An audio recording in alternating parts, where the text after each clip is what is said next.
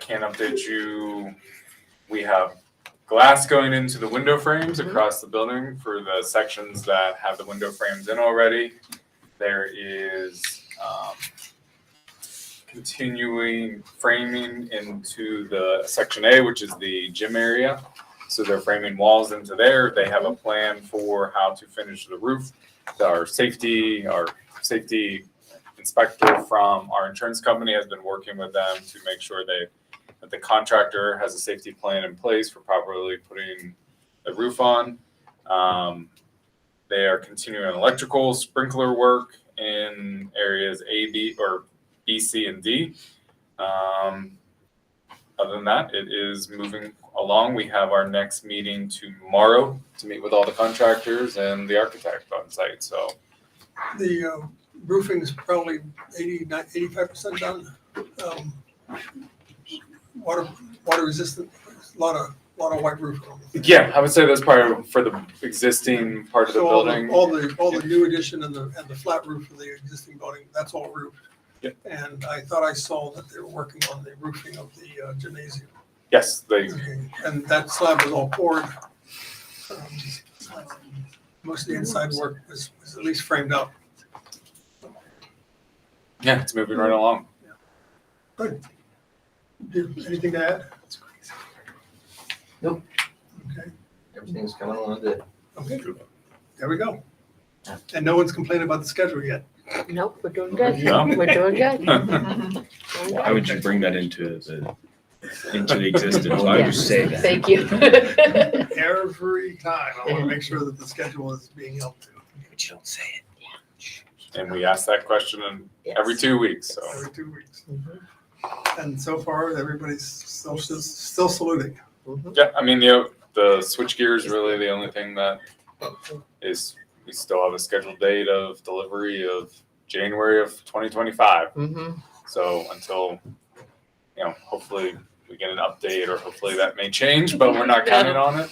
But that will be the real thing that really kind of doesn't hold the project up, just is not ideally No, the it last does- thing we install. It does hold the project up. They can't run any of the machinery, Right.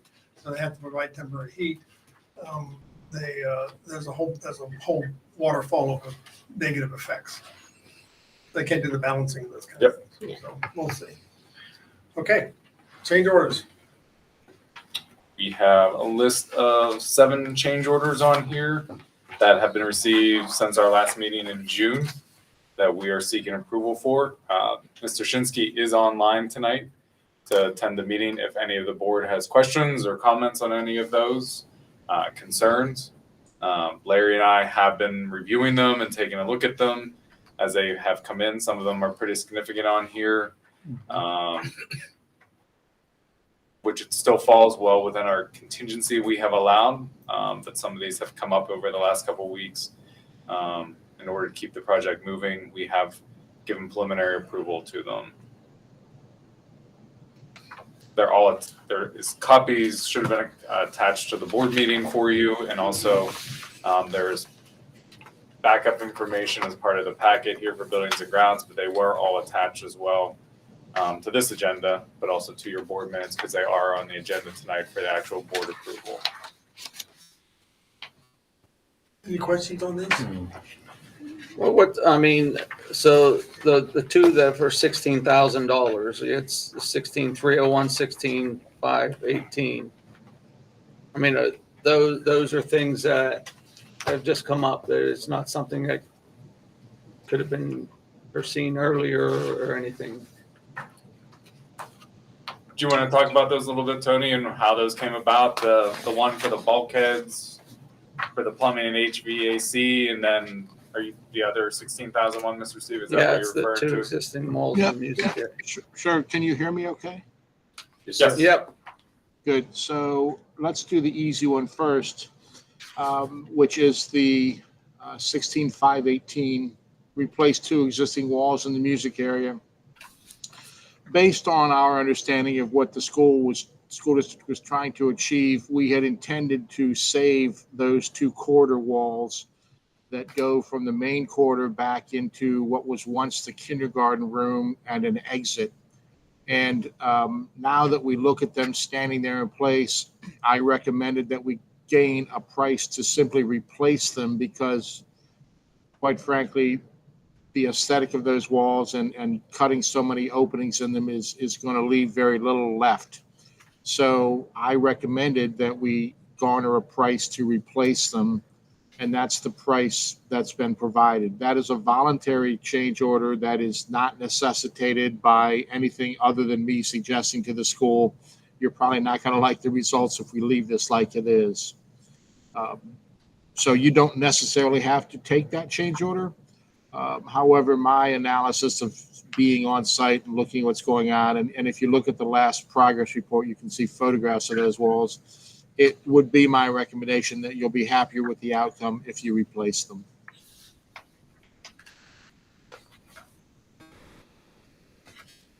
Any questions or comments to that? Nope, that explains it.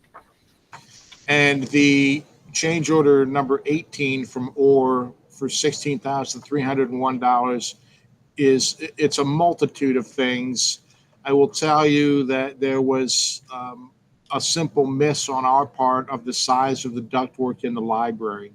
So the library required a horizontal bulkhead chase in it, just like we have in the rest of the classrooms.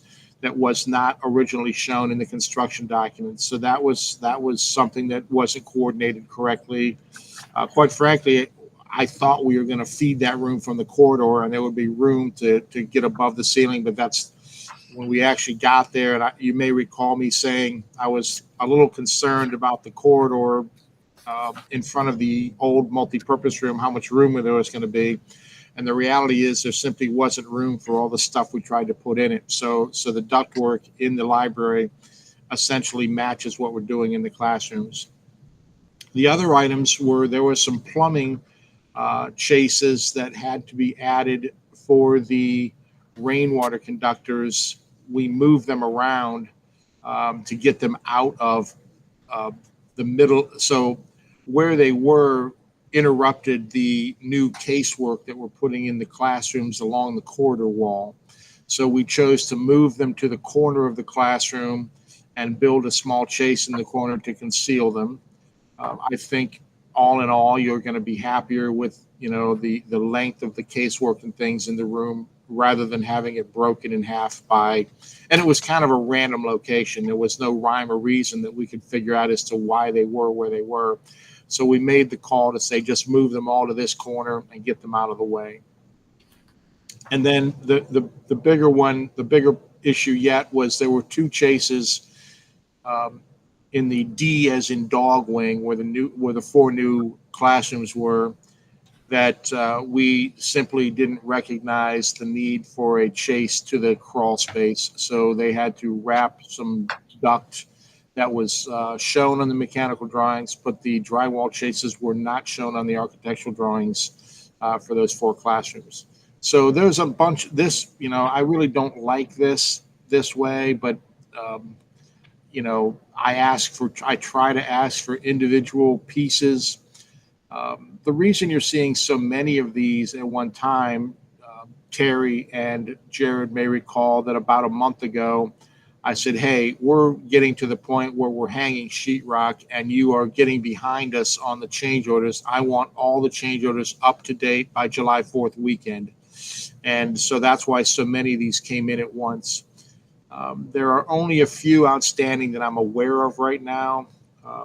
I will tell you the other item that the two things that I'm not happy with right now are McCrossin change order number 5 for $10,800. That seems an excessively high number to me for providing electric service to the split systems in the IT closets. I've asked once again for our in-house electrical engineer to review what's required there and offer commentary back to me on that value. So I would tell you not to approve change order 5 this evening until we hear a better response on that. And then the other one was the scuppers, the $13,000 for the 16 scuppers. This is a result of the local code official having a different interpretation of the requirements of an existing building roof than I would have had. And the choice, I didn't know what this was going to be worth. The choice that we have there is I either argue with the local code official and slow the project down, or we accept his interpretation and pay the $13,000 and move on. So I think that covers all of them, quite frankly. Jared, who's the local code person now? John Weatherbright. And that So has the to do- issue, I can explain what the issue is. The issue is that we chose to maintain with, and quite frankly, I don't know that there was really an option. We chose to maintain the existing roof drains in their existing location on the existing building. The bar joist roof slopes from the exterior wall down to the corridor, meaning that in order to have any functional use of the scuppers, the entire roof would have to flood. And the way, if you looked at the roof plan, you would see that we put crickets between the roof drains at about the 1/3 points, so that if one drain was clogged, it would flood that area of the roof for about 1/3 of its depth before the water flowed to the adjacent roof drain. And that's been a common practice for this kind of thing for years. There is a provision in the code that says you must have emergency scuppers that are a visual aid to somebody. So if you saw water running out of that scupper, you would recognize that there's a roof flooding issue. I don't think that this existing building roof is ever going to flood to the point where you would ever get water up to those scuppers. And I debated whether or not we should just show one or two, but I don't think he's going to accept that. So I put them, about 40 feet apart as I normally would on a new building.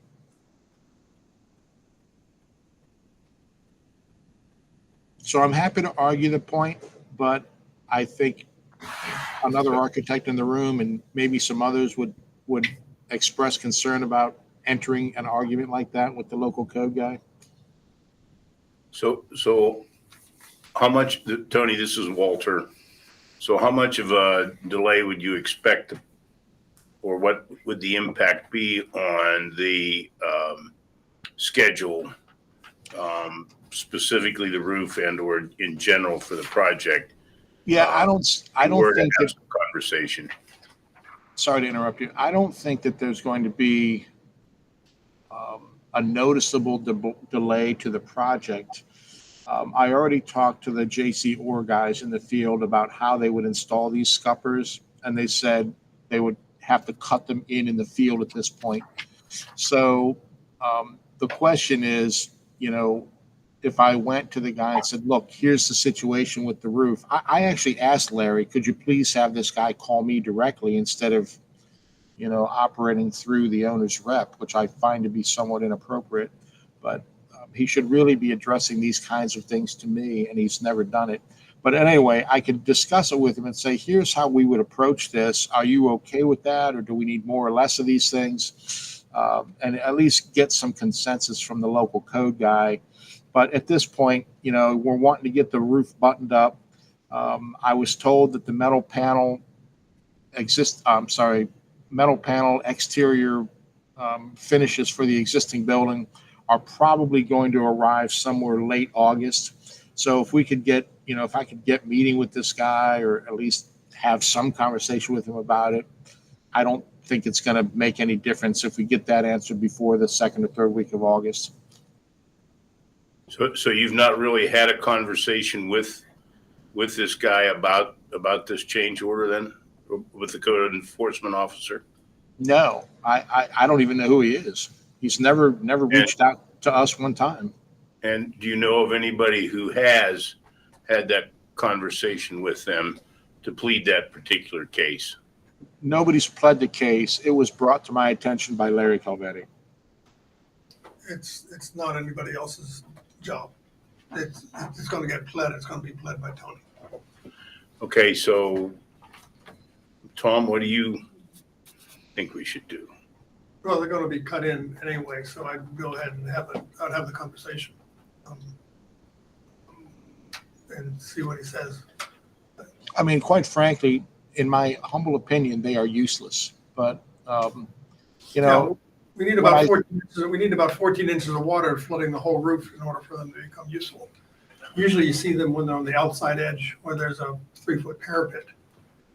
We only have a 2-inch gravel stop basically. So it's- no, we have about 8 inches, Tom, from some areas of the roof.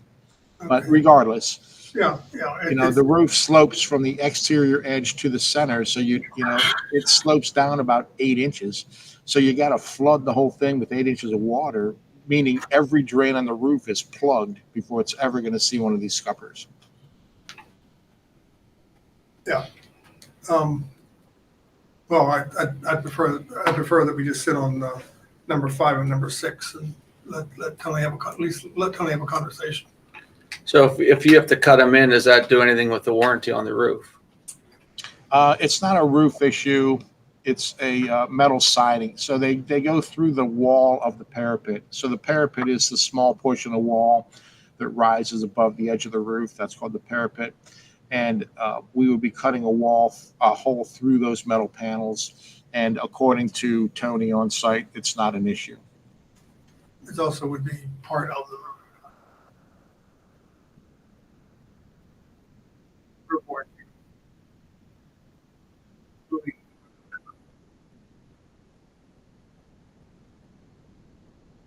I agree. I think at least have that, since nobody's had the conversation, rather than simply roll over on $13,000, I think we should at least try to find out what's going on and then complete our case and nothing else.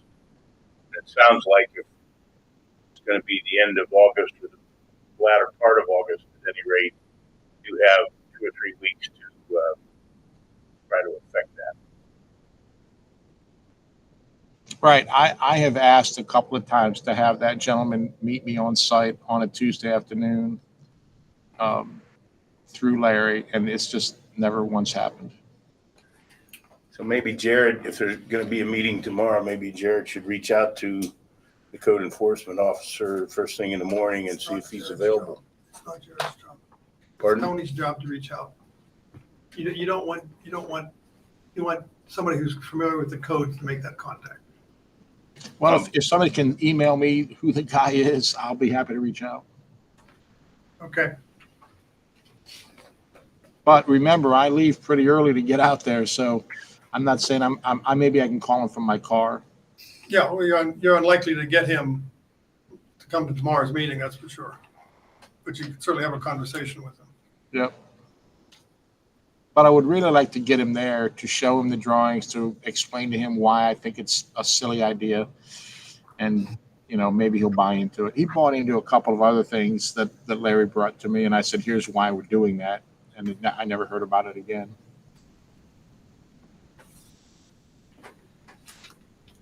And I need to follow up on the IT closet costs. I mean, so thus far I felt that McCrossin was pretty reasonable. That number just jumps out at me as a lot of money for conduit and wire. Yeah, and then we're not, these machines aren't that big. Nope. I think it's a number, Doesn't make probably sense. number 14 feet or something. Yeah. Tony, Right. does 17,000 sound like it's too much to replace 2 walls? Couldn't help but thinking about. Well, part of it is that we're doing it out of sequence now. So the floor is concrete poured now there. They can't just go in there with a backhoe and knock them down. They're going to have to take them down by hand. So considering all the effort to get them out of there and then rebuild something in its place, it wasn't, you know, we didn't show new walls there. So they also have the, you know, if you read through the change order, they're going to use a double stud wall, which gets us a very high STC rating, which is what we want there.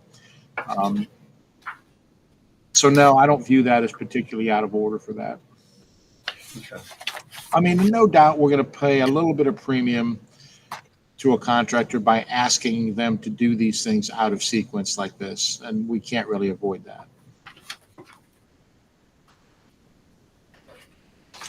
Okay, Tom, on a project like this, how often does the code person, do they visit the site on a regular basis? the code people are independent. They do whatever they want to do. On a project like this, they are walking, I would expect him to be walking through it on a regular basis. He has a full set of drawings that his office has approved and marked up. So I would expect that, and certainly for things like foundations and things like that, he's been on site. It'd be very unusual for him not to be on a project this size. And so he's only communicating with Larry? Again, that's what we've been told.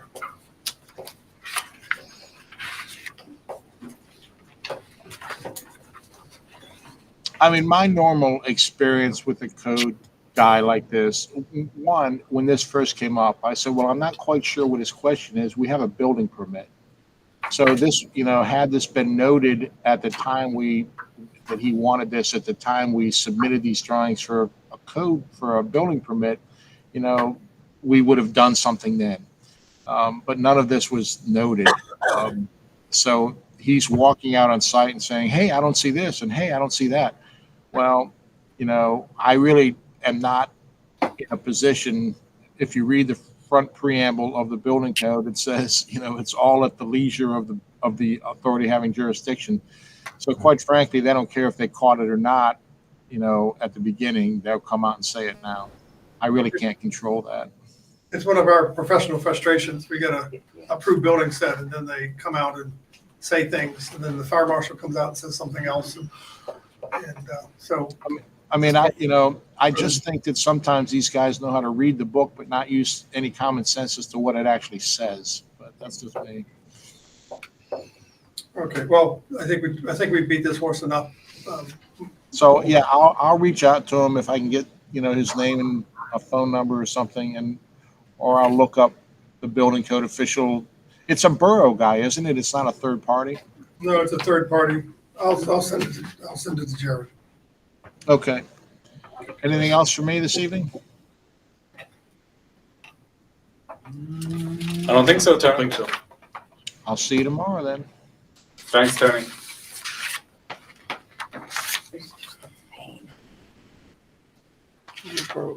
So then we're gonna approve change order, all the change orders except 5 and 6 Yes, tonight? we'll make that recommendation to the board. Sure. Dr. Julie's not here. Yeah, okay, we're good? Moving on to the ESCO then. We have, the CESCO project has been something both Buildings and Grounds and Finance have been discussing for a couple months now. The representatives from Constellation were here, I think, back in June to do a presentation. We asked for some updates to that additional work to add to the proposal, and they are here tonight to present and give their report back to the board. There is a copy attached to the packet here tonight. I think they also have copies as well. But they are here. I'll turn the floor over to Ronnie to update the committee and a good many of the board members here about the proposed project we've been discussing. Thank you so much, Jared. Does anybody need a copy? Does everybody have this small deck? Yes, you do. Okay, great. We were one short. We were struggling over that. So, as Jared indicated, first, thank you. I'm sorry, excuse me. Sure. I'm sorry. Am I permitted to see this? Yeah, absolutely. Okay, great. So first, I'd like to say thank you again for having us. As Jared indicated, we were here on the 17th, provided a copy of the IGA and the appendices that went with it. We had a nice discussion and we're tasked to go and add a few things to the investment grade audit. 2 of them were theatrical lighting and another one was for some domestic hot water heaters. Well, we did do that. They're in the documentation that I left on the desk. There are 3 copies of our investment grade audit as well a set of appendices. So, I guess I'm going to kind of start by passing out a couple pamphlets of pictures here. And I didn't print too many of them because honestly, they're kind of garbage, I guess, after you start looking at them, you don't mind taking some turns. These happen to be pictures of one of your domestic hot water heaters that were added to the scope, which I kind of wanted to give you a little bit of clarity on it. So what we have here and what you were provided by Jarrett was, it's a condensed kind of navigation deck for our investment grade audit. If you look at the investment grade audit, it's a little beefier. These are kind of the nuts and bolts, and then we print one set of appendices out and bring them up. So again, we have 3 copies of those. We've tried to review those with boards on many occasions, but there's just a lot of stuff in there. Energy savings calculations, things that really will put you to sleep real quick. But it's there if you care to look at it and really get in deep with what we're providing here. So on the first page, as you reach into the deck, there is basically it's staff. That's who we have here today. Myself, Ron Krahowski, Tyler Kokenar, technical sales, Sean Traybold, he's our lead engineer, and Jason Sawicki's from the construction department. So we're here today to, I guess, go over some of the material. And as I said before, we were here on the 17th last month, so we're not sure where to kind of stop and start. So we thought we would just give you a quick overview of this and just do a questions and answers phase. Usually, that usually kind of points us in the right direction. So the pictures that I handed out, one of the things that we were tasked to look at again were the domestic hot water heaters over at the junior high. And I'd like to show you this first line right here.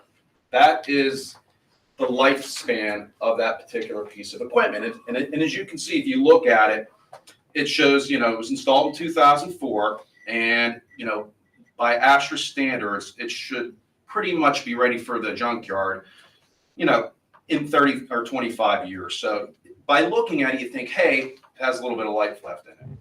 Well, if you look at the pictures I passed out, they paint a little bit of a different picture. So when you go into junior high and you look at the 2 machines, there's 2 machines there. One is dated 1976. It looks perfect.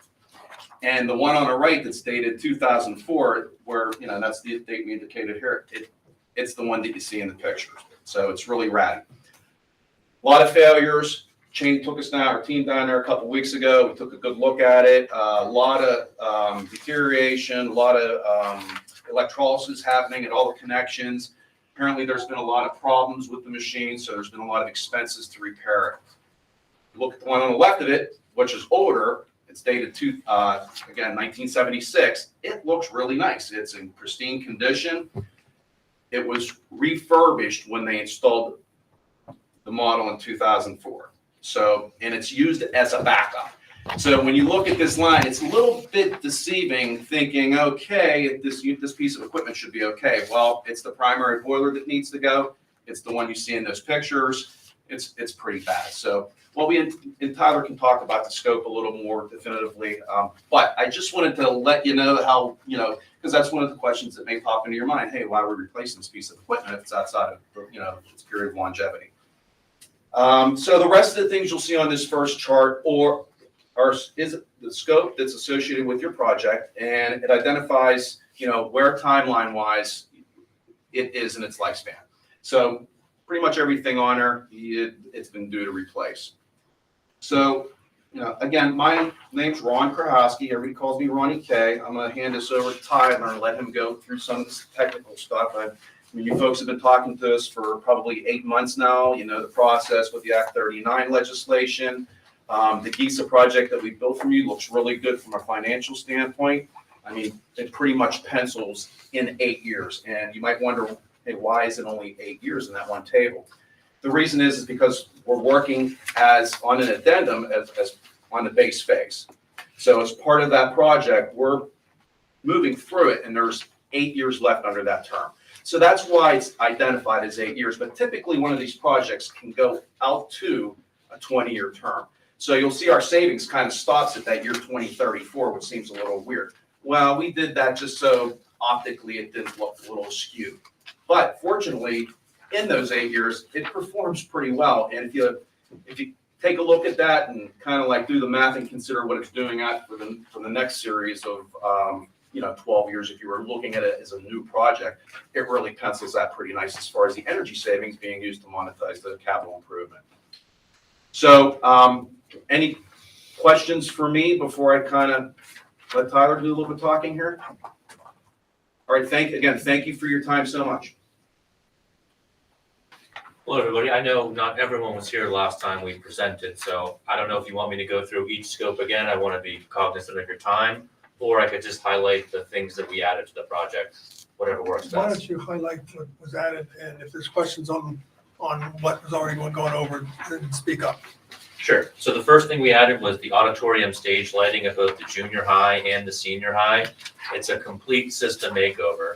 So that means all the lights that illuminate the stage, what they call a dimming rack in back, a big metal box that helps turn the lights up and down, and then a control panel in the back.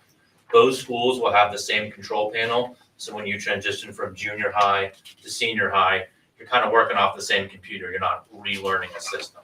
So it does all the required electrical work, all the lighting, like I said, the dimming rack, the control panel at the back.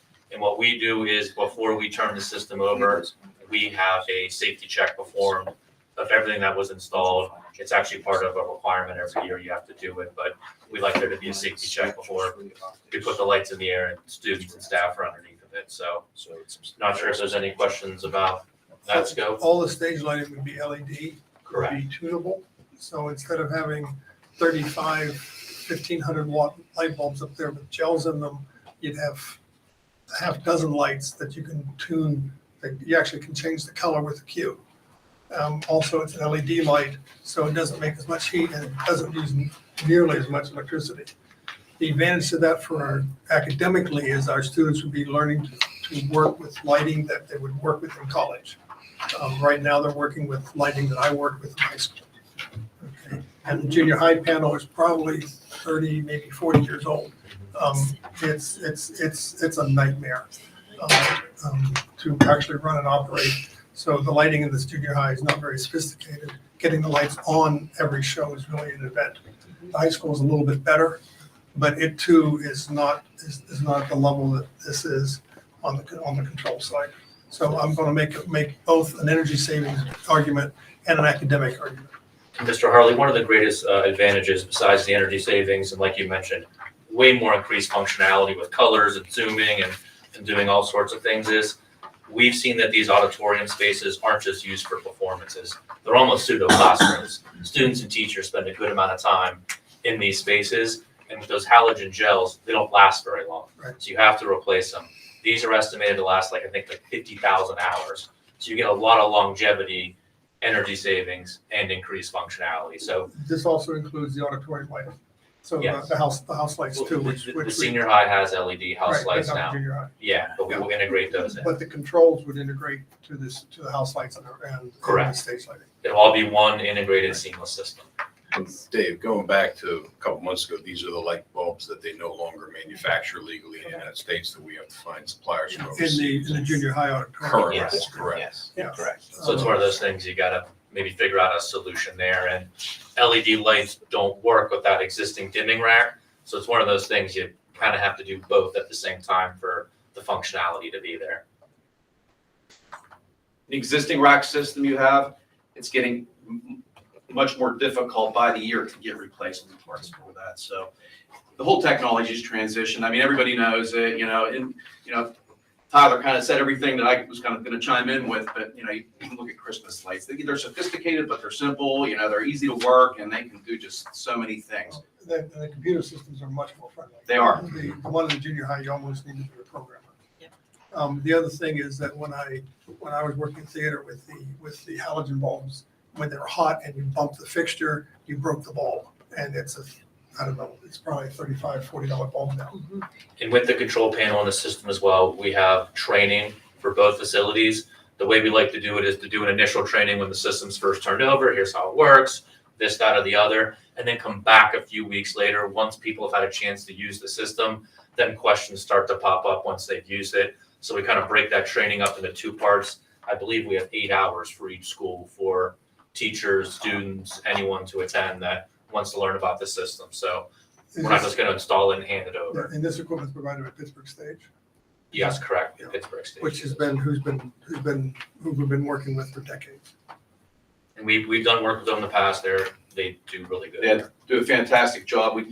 The last system we commissioned was just at Deer Lakes recently, and it went over so easy. I mean, the students are really, technically astute with that kind of stuff. The staff learned how to use it very quickly. And it works really well. Yeah, so the next item we added was the domestic hot water replacement. Like you mentioned, it's the unit on the right if you're ever to walk into that mechanical room, installed in 2004. Gonna take that unit out and demolish it, cannibalize any parts that are still useful that you can use on the machine to the left. So kind of have a spare parts there. If something were to break, you can just kind of take it out of the box and put it there. We're gonna go with a condensing boiler, which is more energy efficient.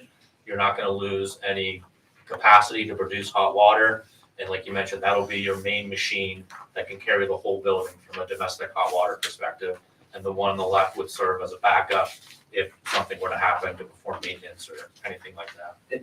And that's the current situation you have. It's been running under those circumstances for some time. Hence why the older boiler is so clean as compared to the one that's been used primarily as, the meat load. And the particular boiler, Sean, if I'm not wrong, it's about 50,000 BTUs output as far as its capacity goes. So 99% efficient. it's versus slightly bigger than the one that's there. So we have no qualms that it's going to carry the full load of the building. And I think it's got a 16-to-1 turn down ratio, which means it has a lot of capabilities to run as a smaller machine. So it's the right fit for the job. I mean, we'd love to entertain any questions you have about the project as a whole, economics, savings, how the process works. Go over the sports lighting while you're here. Yeah, so we had proposed to replace the sports lighting. We are currently proposing the Musco show light product. Going to reuse many of the bases besides 3 poles, which will get new bases. And we're also adding a new pole down by the soccer field for added foot candles down there. So this would be for both the soccer and the football field. Also LED, also controllable for color. correct, they're RGB. And Musco guarantees the foot candles. In Little League, they gave us a 25-year warranty. Is that what would come with this? I believe so, yes. 25-year warranty means that they come and fix the dang bulb, which is 75 feet up in the air, and we don't have to deal with it for 25 years. And same thing with the auditorium, increased functionality. You can program in light shows when the team comes out. You can program in a light show to music. So there is some, fun functionality, obviously the colors. And then like anything LED, they just tend to last a lot longer than current lighting technology like incandescents or halogens or And fluorescents. this would be new poles. Yes, all new poles. Great. all- I'm sorry, All new all poles. new poles, three bases. Three yes, new bases, yeah. correct. And I'd point out that we're in a situation where our poles haven't been maintained and the light bulbs are 75 feet up. And they are metal halide or something like that, which has like a 500 hour. It's not very long down there. Yeah, so, you turn them on, if you turn them on Friday night, turn them off real quick, and you might get a year out of them. And Dave, I believe that after that safe report came out, they wanted to do follow-up inspections each year to make sure that they were still safe. So there is going to be a recurring cost just to have them come out each year and inspect them. Not the Musco product. Not the Musco, if you kept the current, there's that. Yeah, the nice thing with the Musco is that it's one phone call, but at Little League, we have the Musco, we had a bulb out and they called us. And came and fixed it. We didn't even know it was out. And we are using a local electrician here in the area that's going to help do that portion of the work as well. So there'll be some local contracting on there. So it's a pretty turnkey solution. No, nothing else from me. I mean, I know your time is very valuable. Can you walk me through, maybe everyone else understands like Yeah, sure. how we get the returns back? Can you talk about that in a little bit greater detail of the project? Yeah, sure. So one of the main returns is obviously saving energy. So by reducing your electric or natural gas consumption, you're sending less money to the utilities. That money is diverted to help pay for the infrastructure improvement. So same thing at your house. If you were to save $50 in your electric bill, you now have $50 to, go ahead and invest in something else. Tyler, can you for some of the board members who weren't here, I think in June, go into kind of the savings area, the overall cost of the project, but also the savings that comes along with that. Yeah, so there's a table that, breaks out the cost for each of the. This table? I was just gonna go to the first one, just kind of, it highlights all the cost. We did break out the cost for the controls, because you may see that big number and kind of gives you a breakdown of what is required for each of the 4 schools. Can you tell them what page you're on? Sorry, I'm on page 7. The little numbers on the bottom left-hand side. Yeah, there should have been this bigger. Yeah, so that's just kind of a overview of what the project will cost. So it goes up to $5,407,840. On page 8, the table, that's the individual. Let's back up just a minute. Building control upgrades, that's across the district. That is what these folks will use to control the machinery, to give them insight into the machinery. We do not have that currently. We have some buildings that have no controls, no remote controls. We have some buildings that have partial. This would wipe all that out and put in a system that is integral for 2024, and it would be all unified. Correct. Everything will be a digital control system. Right now you have pneumatics, which runs on air pressure to control things. The pneumatics don't run. They're so old that the chance of them working is real slim. Yeah, and you can't find replacement parts. Yeah. I think East Pike was probably the last pneumatic system ever installed in the world. But there it is. And when you walk by, you can hear it sucking air because there's a hole in the line, which means the whole system doesn't work. But the energy savings comes from more intelligent use of the energy, where we're not overheating, we're not overcooling, and you can anticipate what's going on, so you can you have flexibility. Also, the systems will help you analyze what's not working. So if you have a duct heater that's not working or a vane that isn't turning, you have some indication, you have some clue then to get that fixed. Yep. Yeah, that is great. He'll, from a maintenance perspective, actually knows to go out and fix something, because right now something may not work and he might have to wait for a hot or a cold call. So it does make maintenance a lot easier for the staff. And it gives you global command over your facilities as far as the, climate goes. Which within the we've building. never had. We have some command over some portions of the high school, but not all of it. I don't think you have anything at Ben Franklin. But this gets us all up to a level playing field, so that somebody 20 years from now can complain about we didn't do a better job. And Mr. Harley, in addition to, installing new controls, equipment and software, anything that is currently on the digital controls platform, we're gonna go through and retro commission, or layman's terms, just make sure that's still working the way it should be from a controls perspective. So when we turn the building over, the new stuff is obviously gonna be working the way it should, and anything existing to make sure the whole building's operating in harmony. So that'll give each building a peace of mind that when Dave gives it a command, that equipment in the field is actually gonna do what he tells it to. Yeah, I wanted to talk about it because that is one of the bigger numbers on this list. I have a question. Yes, ma'am. On this, the LED lighting upgrades for each school. Can you tell me about that? Like, what does that cover?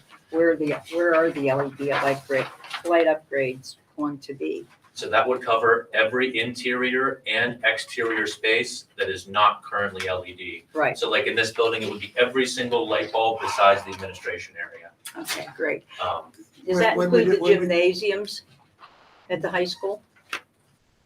If it's not LED, yes. I don't know, Yes. I think, yes, it would. Yeah, every, because yes. the old gymnasium is terrible. Yeah, it's dark, you're right. Well, it gives me a headache when I go in there. Okay.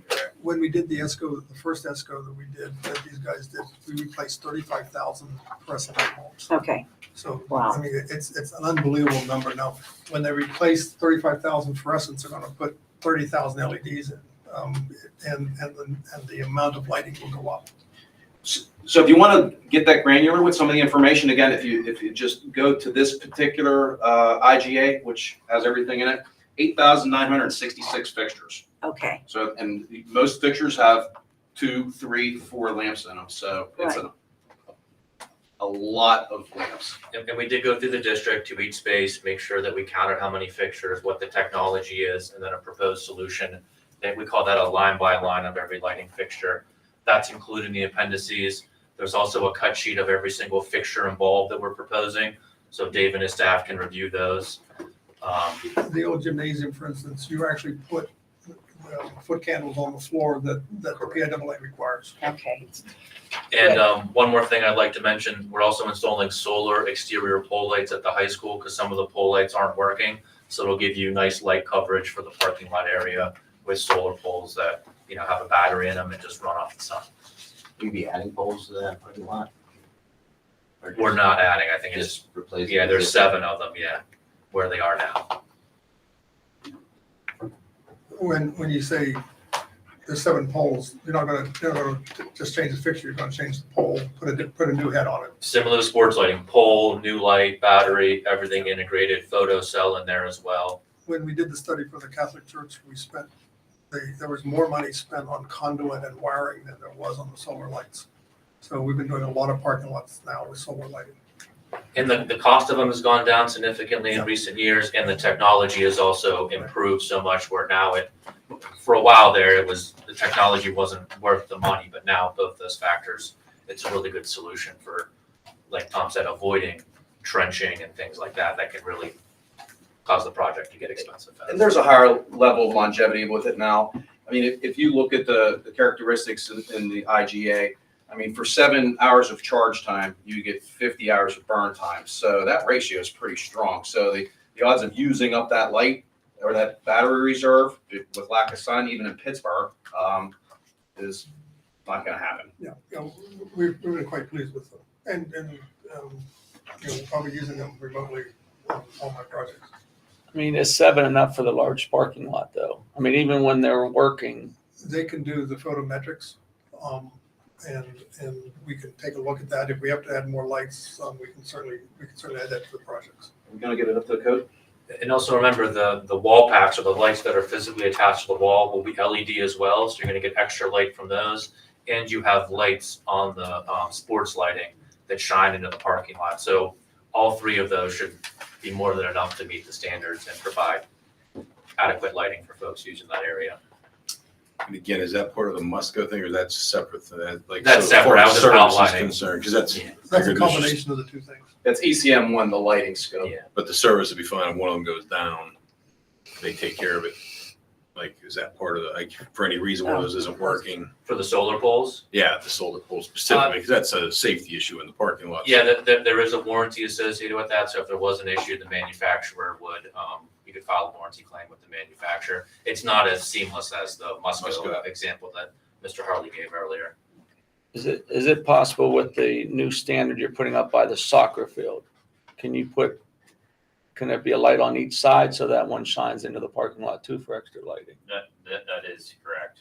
Yes. It will.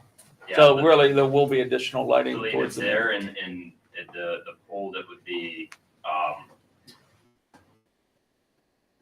gonna say by the cafeteria, concession stand, that pole there would shine into the parking lot as well. It'll be a noticeable upgrade from what you have now. They'll do it for photometric survey That's all when they they do handle that it. to make sure you're Yeah, going to have we the do adequate photometric, filtration. we can take a look at it. If we need to add a pole, it's the nice thing with the solar, it's just adding a pole. Usually, when we have them look at it, we make sure that they have enough fixtures there that we're not gonna, if we do if we find that we need to add more light, it's just a matter of today's technology, usually flipping a dip switch that's up inside of the fixture itself, or getting a bigger fixture on that mast. It's not that significant. As far as a pole goes, that's a different story. So when we look at those, we usually have them overcompensate for it, so we're covered.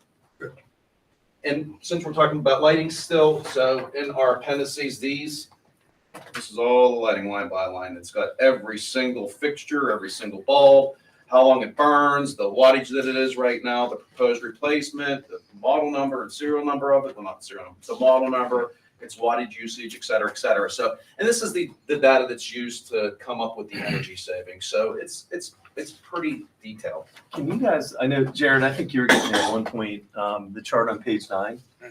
Can you walk us through just the phase? Before you go that far, I also like to point out on the junior high pole pack is on page 7, it's 476,000. That's replacing the pole pack with a brand new machine from the same company that the Wang Sage just installed. Okay, so that takes that problem off our plate. Okay, moving on. So just walk you through everything. Yeah, just high level, I think, explain to me the savings, so I can kind of understand Absolutely, sir. how we recognize that. So as we mentioned, we did a project about 10 years ago. We're calling that phase one, or the original project. So as you can see in the phase one overachieved guaranteed savings, that project is doing better than what we told you it would over 10 years of performance that is documented to the district. So that's our way of saying, these are extra savings we're already realizing right now. Now, phase one guaranteed savings extension, that base project only went for 15 years. So in your contract, you had savings for 15 years, but you're allowed to go to 20 years. So you can extend that contract and count those savings towards your cash flow stream. And then the phase two savings, that is the savings associated with this project. There is a fee for measurement and verification. And then the phase two rebates incentives come from the electric utility, primarily from installing the lighting.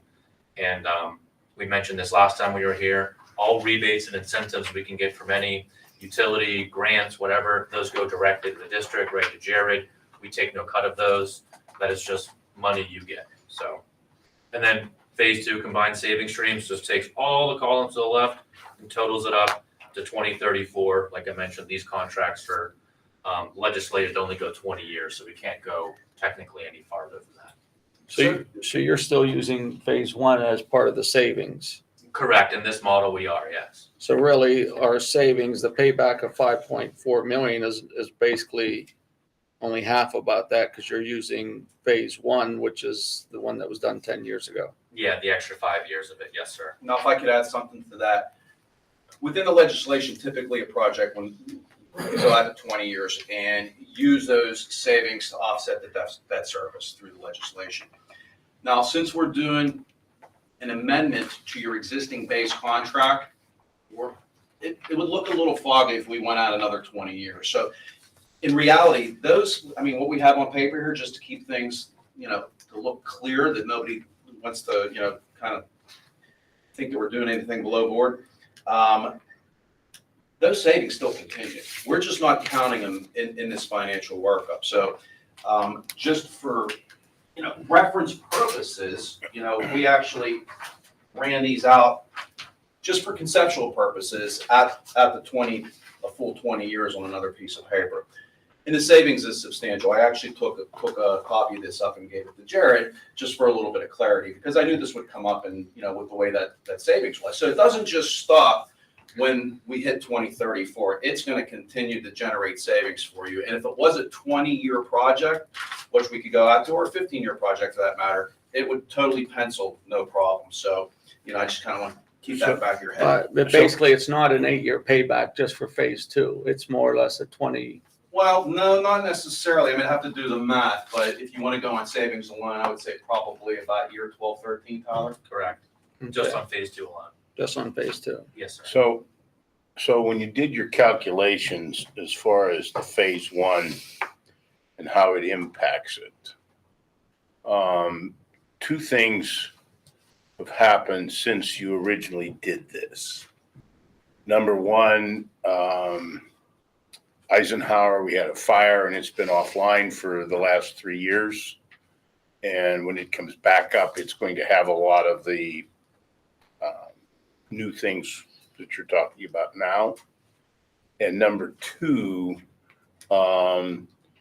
we are probably going to do something very different with Horace Mann, to the point where it may no longer be our building in another 12 to 24 months. And I'm just, making numbers up, but it's probably close to that. So the question is that with the change in Eisenhower, no longer associated with the original project, and the change in Horace Mann, no longer associated with that project, did you take that into consideration when you made these phase one calculations, adding to this? My concern is that they may be ghost numbers. Well, no, we did not take that into consideration, but it falls within the legislation that if the district tasked us to do so, we could definitely put that into the savings dynamics. Because, your budget has been built historically on Eisenhower, running it at the efficiency level that it was before. Now that you've done a lot of building upgrades and it's more efficient. You, the districts, could claim that. Now, we talked about that with Jared. Hey, should we do that? We thought about it. It was just one of those things, just to keep it simple. We left that out for now. But if you wanted us to put that into the saving stream, I a think- lending institution would, consider that valid as far as taking your budgeted expenses and re-navigating to pay these out. But it's also, I think realistically, if if Horseman Building is going to be under new ownership in 1 to 2 years, that impacts these numbers as well. Correct. You wouldn't realize those savings anymore because it's not your building. You're not paying those Correct. bills anymore. Another entity is. So to your point, sir, there would be an adjustment. I was unsure of what the direction the board was going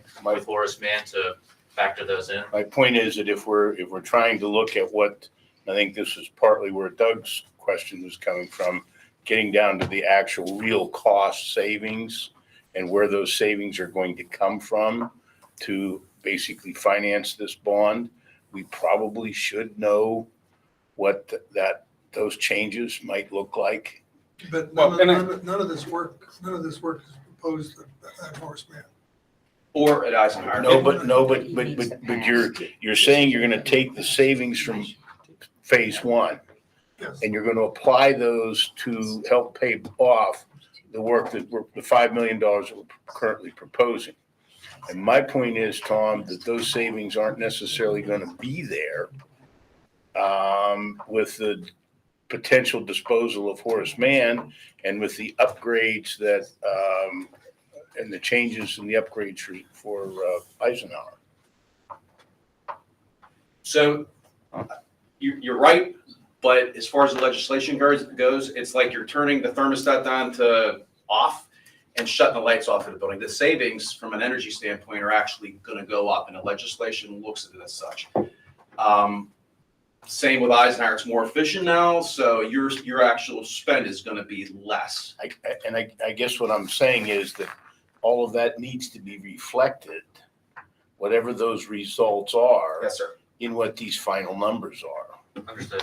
I think from the budget perspective, these savings are already worked into our budget. Like projecting out these savings, our electric costs are what they are, could go up slightly in the future just because it costs, but we've already recognized these savings in our budget. When I do budget projections, these savings are already part of that. So we're not going to see additional savings by doing phase two of this project, additional savings in phase one. We can project out into the future, but these savings will continue for 20 years, but they're already. You're not projecting savings, you're projecting the actual cost. Yes, so Okay, phase one is no longer when he going to have does an the impact costs, on our budget. It has had its impact on our budget. It's It's helped us already, save money. it's already impacted by Yes. reducing But we the should, budget by but we shouldn't say the community this has an 8-year payback because you shouldn't include phase one in this project's payback. Absolutely. I think, yes, absolutely. I think it's more important to focus on the phase two savings when we're also talking about the cost of the project, because those are potentially new savings to the district that will help cover the additional debt payment that is going to have to be taken out for phase two. And that's kind of, there's the other handout here from PFM, our financial advisor, kind of breaks that out. If the board votes to move forward with this project, the $5.4 million project, there, and Jamie Doyle is online here too to do her part of the presentation as to here's what it's going to cost you, the additional debt, the annual debt payment, and then to me, I focus more on that phase two savings because ultimately that is what is going to pay for the project. Even going out into the future, the savings on that will pay for the new debt that we as a district would have to take out to pay for this project. I get it's nice to see the phase one, but it's not going to have any impact on the project going forward. Can we move on to Jamie? There's a lady had a question, Tom. I just want to. So if I'm looking at your chart and I'll ignore phase one and I go down to year, whatever, 14 and 270,000, it's not like that's going to be 270 that you can reduce your energy costs because you get that reduction in 1 year and then they should stay low for the remainder of the life of this project. You're not getting 200 and some thousand every year our energy bill should go down by 200, not an additional 270 Right, every just year. one time. It's a one-time, but One that time. one time Okay, should I pay, get that. yeah. Okay. Every year for. Yeah, but it's, Yeah, every year for the next, but you only save that one time. no, that's not true. We save it every year. Every year, annually. Once it No, goes, once it but you goes, don't save another 270 for the next year. We do. Another 270. You save it once, he reduces your budget, say from 1.5 million down to 1.3 million, and then barring no changes in electric costs or whatever, that's your cost for electric for the next 10 years. Yeah, it doesn't, yeah, it It's doesn't not go, gonna go back Factoring in down another 200, escalation or- it doesn't Okay. go from 1.5 to down to nothing. 1.3 down to 1, yeah. Yeah, okay, so you really only have that, you know, budget standpoint. I understand that it's forever saved, that I get, but it's not cash in your hand. Another No, 270, no. another 270, another 270. no, So- every year we save 270. So I'm not quite sure what you're saying. Every year we save the 270 plus the Okay, inflation rate. let me do it this way. You have a bond payment, Right. okay? And this pays for the That's bond. gonna be 274,000 a year. And if that's what you're saving the first year, that pays that, and your budget items should never change that. Bond debt service was paid for by this savings, and that should never create a tax increase or anything for your community. Yeah, Ideally, outside of 20, 30 some $1,000s, the way this is projected on both ends, it's pretty much a wash between the debt payment and the savings from the project. other than the fact that your debt service is gonna cost you much more than the 5 million you're getting. We all know that. Yes, with principal and interest. Yep, and financial advisor, you know, bond counsel, investment banker, they all get a take too. Yep. So, yeah. Can we move on to Jamie? One quick, what happens, we talked about, you know, having to redo the science wing at the high school and other things with consumer science. If we go in 6 years and who's ever on the board then decides they want to do it, it's been 33, 34 years since any renovation project at the high school in the academic areas. So they go in and do a remodel project, a renovation project. What does that do with I mean, if they go in and start gutting the science rooms and, I mean, doing all this, what happens with the savings that we would have? Or how does that, Well, if it's significant enough, it maybe deem us doing a budget, a baseline adjustment. But, I mean, typically moving forward, anything or renovations that occur are gonna probably increase the savings as well, from a, you know, an addition or a renovation standpoint. Insulation, better, you know, newer windows, you know, maybe LEDs that are a little more efficient and things like that. So, you know, again, the utility cost would go down even further, so it probably wouldn't be a factor at all unless it's gonna go the opposite direction. or, I mean, it'd still be the cost to install the new ones? That is kind of like separate, that would be. No, yeah. And just one more point, if you were to look at phase 2 as a standalone project for 20 years, it does save the district, I'm doing math on the fly here, 6.8 million and change, trying to crunch in these two numbers.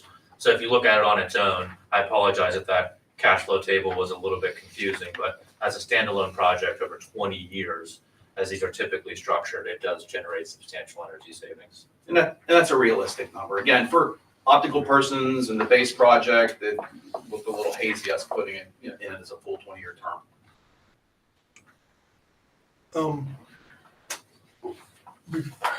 We need to go to Jamie, if we can do that. Yeah. David, do you want to bring your presentation up on the screen here? Sure, I can do that if I am allowed to screen share. Is that okay, Randy, or I have a hyperlink to the agenda as well? I'm sorry, Jared, I didn't hear that. Can Jamie put her presentation up there, screen Oh, share? yeah. During these, anybody can share their screen. All right, give me a minute here.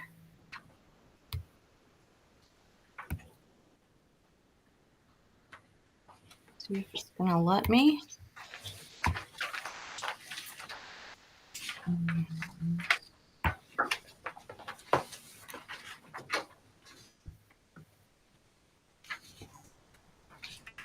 I'm having a little bit of trouble, unfortunately.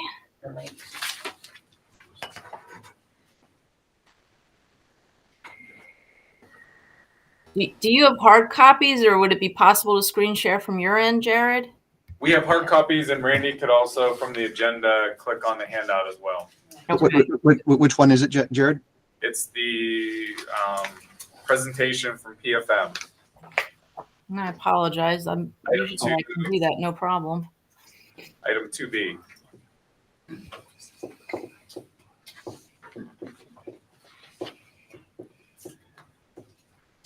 That's it.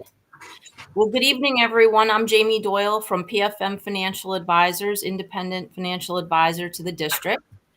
And if you flip to the inside cover of my presentation, I usually like to start off talking about interest rates and market conditions.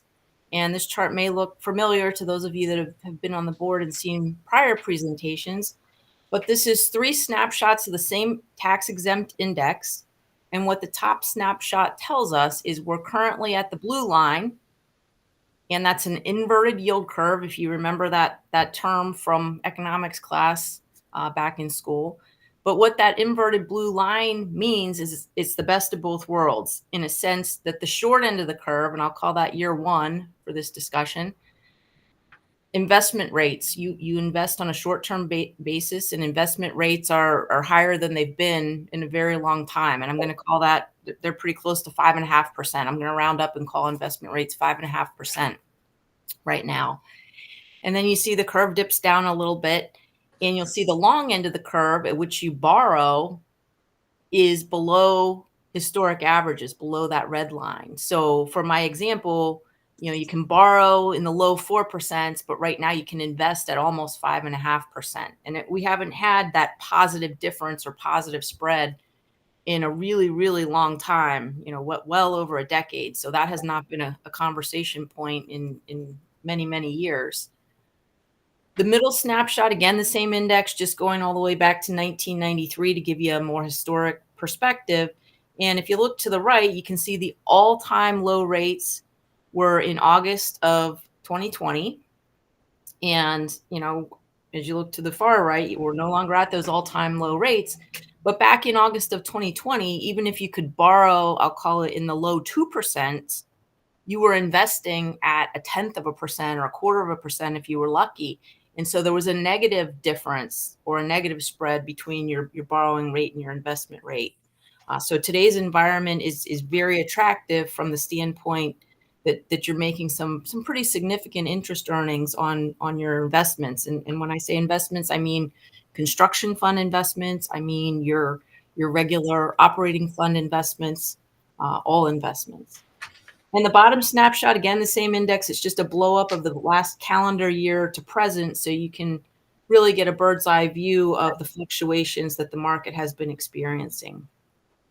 I'll also tell you, as you look at the far right-hand side of that lower corner, the market always likes to anticipate what the Federal Reserve Committee is going to do. If any of you follow the Federal Reserve Committee, and they control the short-term overnight lending rate, and the market thinks that the Fed is going to decrease short-term rates finally for the first time in September. So it's pricing that into the market already. And that's that little dip that you're seeing on the far right-hand side of the page. If you turn to page 3, there's a whole bunch of bullet points, and I'll go through these rather quickly so we can get to the analysis. But we're preparing analysis for that $5,407,840 million project that you just talked about in the prior presentation. We're going to show you 2 different scenarios. Scenario 1 will be for a wrap structure, which is the structure the district has historically utilized. A wrap determines its own length. So, it depends on how much you're borrowing and depends on where the drop-offs occur in your existing debt portfolio. That's what I mean by it determines its own length. And then we're going to look at scenario 2, which is a level structure for the 20-year term, which is, as was mentioned earlier, the maximum term that an ESCO project can be financed over. And that's in bullet 4, that may look familiar to some of you. That's same as always. The IRS doesn't let us go borrow money on a tax-exempt basis just because of that attractive spread that I described earlier. The key words are reasonable expectations in section 4. You must have reasonable expectations that you can spend 85% of the borrowed proceeds within 3 years from settlement. The second prong is that you have to have reasonable expectations to enter a substantial binding obligation to spend 5%. And in this case, it would be your ESCO contract or amendment, I should say. And then the third prong is just that you proceed with the project with due diligence. Section 5, again, we haven't had a talk about arbitrage or that positive spread in a very long time. But as long as you stay under $15 million per calendar year, which you definitely would be for this size project, it means you would qualify for a small issuer exception. And that means that for a 3-year period, whatever that positive spread is, you get to keep it. Once you get past that 3-year, if you have unspent proceeds left from the issue, or if there would be a case where you didn't qualify for this small issuer exception, you'd have to rebate that positive spread to the IRS. So we want to make sure we follow all the rules so that you get to keep that positive difference that I described.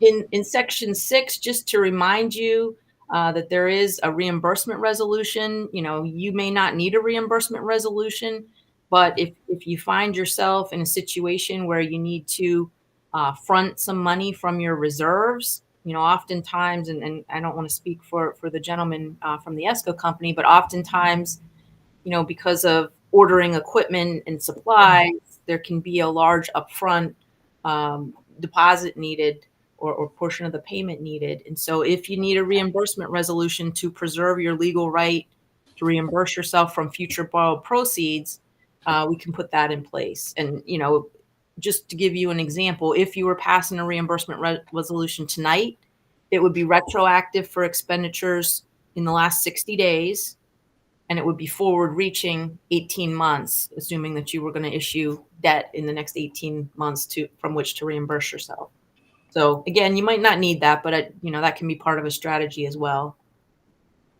In that last section, nothing new there, just a reminder that if and when you'd like to proceed with an issuance, that involves a parameters resolution. The whole point of a parameters resolution is flexibility, because it allows PFM to enter the market on the best day possible. If you don't have a parameters resolution, we're wed to the 1 or 2 days a month when you have a voting meeting that night. And so we lose a lot of flexibility in choosing the best day in the market. And in that parameters resolution, you have to establish maximum principal amount in every single maturity and an aggregate total.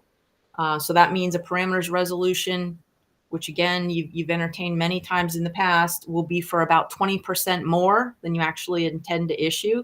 We're never going to issue more than you're looking for, but I need the flexibility to resize the amortization schedule after we get the winning bid. It'll have a maximum interest rate, and it'll be a higher rate, probably 6%. Not because I think you're going to get 6%, but again, from a flexibility standpoint, I need to be prepared to resize. We might get a winning bid that has, I'm going to be technical here for a minute, but it might have premium bonds or discount bonds or par bonds. So again, setting that maximum interest rate is just that we can accommodate whatever the winning bid looks like. And then finally, a maximum final maturity. That's the easy one because we're going to know exactly what that looks like based on the option that's selected. And then once that parameters resolution's in place, no further board action is needed. We just coordinate with the administration to make sure we get a good bid. And then we ultimately, if that happens, we recommend that be accepted under that parameters resolution. If you look at page number 4, you can just go to the next page, please.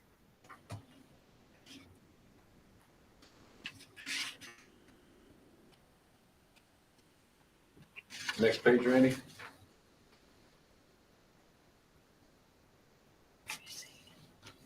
There we go.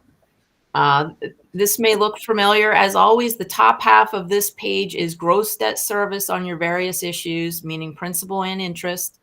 And the bottom half is your net share of the payments, because you still get some old grandfathered PlanCon reimbursement. It's about to end. It's only on your share of the CTC project. And you can see that if you look near the bottom, there's a line that says PE percentage.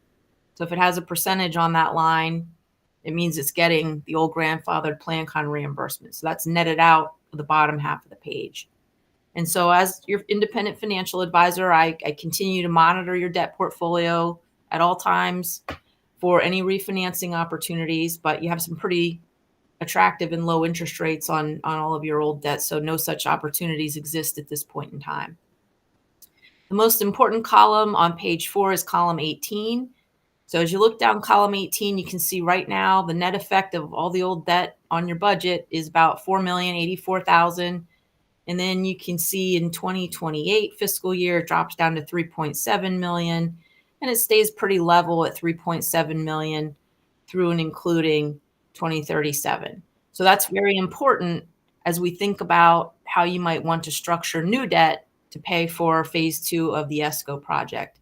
And I would just comment that your debt portfolio, or column 18, is very nice, very short, very concise. It really gives you a lot of flexibility with what you can finance right now for this project, and sets you up very nicely for the future as far as leaving a lot of flexibility. You know, there's lots of school districts across the Commonwealth that they don't have any drop-offs in their column 18 until you get out, 25 plus years. So again, you're doing a great job of managing your debt portfolio. If you turn to page 5, we put together 2 different financing scenarios. So just a reminder, column 4 is your existing local effort. So if you did nothing new, you'd keep making the net payments in column 4. And in scenario 1 in the blue, this finances the $5.4 million project and change. If you look at column 5, you'll see a conservative estimate of what the new debt service might look like on a wraparound basis. So what that means is you look down column 5, the payments start off smaller, and then when your old debt has that drop off in 2037, we start to fill in with larger payments on the end in the last 2 years. So when I made that comment about lots of future flexibility, this financing, if you do the wrap, really only extends your debt, 1 whole year and a second partial year. Now, you wouldn't have a big drop off until you get out to 2039 instead of 2038. We also, in column 6, I had discussions with Jared, and I had some discussions with bond counsel just to make sure preemptively that we were on the same page. And we took a conservative approach in column 6. We took the Constellation numbers that y'all were just looking at and talking about, and we didn't show any phase 1 savings because, bond counsel was of the mind that phase 1 savings went toward the cost of the phase 1 project, and we didn't want to double count anything. So I think that leads well to the conversation you just had. And you'll see in that title, we counted the energy savings and the O&M savings because they're, the most quantifiable. And so you'll see we also grew those savings at 3%, as was suggested in the Constellation documents, and that they go out through and including 2034. So, we also stopped kind of where Constellation's documents stopped. So again, I think that's probably a pretty conservative answer, but you can see in column 6, if you compare it to column 5, you can see how those savings from energy and O&M would cover the majority of the new payments in column 5 in this structure. And then column 7 is just netting that out, and you can see what the net effect would be each year on your budget. If we go to scenario 2, just as a point of comparison, this is a 20-year level structure. So in column 8, you can see a conservative estimate of what the debt service might look like for the same $5.4 million project, but with 20-year level payments, a little bit of phase-in in that first year, but then I'll call that level at $430,000 a year or so. Same savings in column 9. And I would also just comment that 9.9 out of 10 public school districts will pick the wraparound structure, because the 2 things you're really comparing in these structuring options is the upfront payment. So I'll call that $254,000 a year in scenario 1. I'm in column 5, the second row down when I say that, versus in scenario 2, $426,000 a year, column 8, second row down. So that's kind of the upfront cost differential. And then on the long end, you can see by selecting scenario 1, the total at the bottom of column 5 versus the total at the bottom of column 8, that you're paying a little bit more interest because you're amortizing principal a little bit more slowly in scenario 1. But again, most public schools, with the other challenges that you face in your regular operating budget, choose scenario 1 and that wrap structure to get the most manageable upfront cost to the district. If you look at the next page, you'll see a sample motion for your consideration if or when you'd like to authorize the finance team to proceed and get the paperwork or that parameters resolution in order that I described to you. The finance team, as always, would consist of myself as your independent financial advisor, Dinsmore and Scholl as your bond counsel, and of course your local solicitor would be involved as well. We would propose to use a competitive internet auction, just as we have historically used for the district. And you can see it has the 5.4 million and change in that we would be financing in the way of the construction fund deposit. Just to give you an idea of how long all this takes, tonight is an initial presentation. I didn't put a date beside authorization to proceed, but if you were inclined to pass the motion above this evening, we could be back as early as your August 12th voting meeting with that parameters resolution and the paperwork in order. You'll notice August 12th says or later after it. I always show you kind of the fastest timeline you could pursue. We can always slow this down if need be. If you pass the parameters resolution on August 12th, we could be having a competitive internet auction and locking in interest rates as early as August 20th. And then, roughly 35 days later, settlement would occur September 24th. And that's when the money would show up in your construction fund and be available to pay invoices. So I know that was a ton of information. I'm going to pause there and entertain any questions that you may have at this point. Jamie, Doug, Steve here. I mean, is it worth what you said earlier about, presumption that the Fed rates will potentially decrease in September? Is it worth waiting a month or two to get a better rate? Probably not, because the market will anticipate what the Fed's going to do. And the market is already pricing in and assuming that's going to happen in September. So you're already seeing in that far right-hand corner of my interest rate chart, you're already seeing that factor in to interest rates now.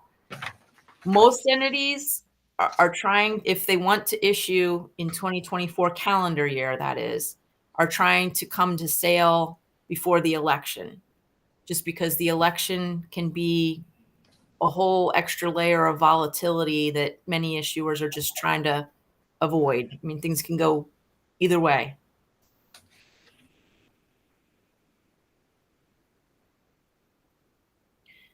To your point also, I would add, when the Fed starts decreasing interest rates, your investment rates, that 5.5% in my example, will start to go down also. And, the spread will change because borrowing rates and investment rates don't move in lockstep. Yeah. There's I call it a difference, but a spread between them. So, the spread is very attractive right now.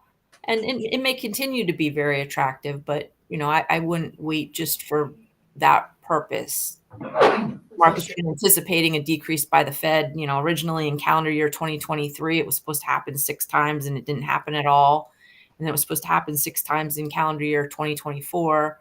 Hasn't happened at all yet, but right now the market thinks it may happen twice in calendar year 2024. But I think the election will likely play into that. Thank you. Great question. Anything else for Jamie? I don't hear any other questions, Jamie. I sure appreciate your efforts on this. Thank you. Yes, thank you very My much. pleasure. Thank you. Have a great evening. I put scoreboard replacement costs on here. I just want to get it on the capital list and have you give it a rating. Also, there's a possibility there of getting the 2 scoreboards sponsor. So that could take it off the capital list, but I wanted to get it on the capital list. They are, the electronics behind the scoreboard are not going to last long. So we have, we're patching it together now. Best we can. And that's the soccer and the The soccer football. is not, Soccer has not worked. It's No. totally out. it is not functional. They weren't able to bring it back up. Okay, so we don't have the soccer one at all, and the football one is still working, but, Yeah. but dangerous. Yes. Unreliable. Yeah. Okay, so I do want to get it on the capital Yes, sir. and give it a rating. Are there, the boards inside the gymnasiums, are they okay? The junior high needs to be replaced. So, Senior high is good. and the senior high and the old gym is good still? So if we can get those 3 scoreboards on the capital list. Okay, anything else that we need to go over? Okay, I think we can conclude the meeting. Can I ask a question? Sure. I didn't have Superman glasses on, so could not see the debt service, couldn't find it online. Two questions. I know the board has been funneling millions of dollars into the capital project fund over the years. I'm curious why instead of the debt service, we're not using some of that towards this project. And I'm not hearing a discussion if you're gonna do wraparound, or you're gonna do straight. Have you had that discussion on how that bond issue is going to look and the impact on the district budget and how that's going to be paid? What I wanna hear is it's paid from the reduction in the first year when you get the energy savings. You only get that one shot deal. But I'm not hearing that discussion, so I don't know if this is gonna create an additional expense in your budget and why some of that capital project money wasn't used. Because we know borrowing is expensive, you're talking 5%. We're talking 3%. Could be. The other thing, the capital, we haven't discussed it. This is the first time the board's looked at it at a building committee level. We certainly will discuss which scenario we want to do at some point in the future. We also can discuss whether we're going to put any additional money into the capital account this year if we do this project, because it knocks off a half dozen, maybe 7 of our biggest capital events. We also need to save money inside the capital for the junior high roof, which is, we have a grant application out. But if we don't get that grant application, we're going to replace that roof in the next few years. So I'm okay not putting money back into the capital if we do this. I think that'll save us $250 a year or so we would traditionally put in. But we do have to acknowledge that the junior high roof will be a major expense coming up. And we also want to have money to do, if we decide to do the senior high science rooms and the childcare rooms. Those are still on my list of things that we want to pay attention to. There are motions on the agenda for these Yeah. type of items tonight, so. Yeah, so we'll have some we'll have discussion some tonight. discussion We during could the board decide to meeting. table it tonight too. Prepared to move forward, but this is the first time the board's looked at it. Okay, I think we need to move on. I'm sorry, it's the first time the board's looked at paying for this project? This is the first time we've seen the bond Finance information that numbers. was presented. And for some reason, you are right, I'm not able to open the. No, I couldn't even find it, so. Well, it's on the buildings and grounds, but the link is not active for some reason. Yeah. So, couldn't even see the numbers. Yeah. Because that's why, the reason I ask is because you have an agenda item on your main agenda. And that's a pretty big deal to pass if you haven't had a discussion about wraparound, straight funding, impact on the budget, how it's gonna get paid. And I don't have the document, can't tell if they recommended tax increases to fund it. Just to move forward, bring it back, For the ESCO project, doesn't lock us in. for the ESCO project, the financing, we could table as well if we needed to. Yeah, what I just said was that the motion tonight does not lock us in just yet. It just authorizes us to move forward and bring it back for final approval. So, you know, we just need direction from the board which way to run, you know? So that's all we're asking for tonight. There's another step where we make a final approval Correct, yes, sir. on both the ESCO and on the fund. Yeah, we may have a little adjustment on both, yes. Okay? We need to move on to our executive session. Yes, sir. And I hate to delay the board meeting, but if I could have, always the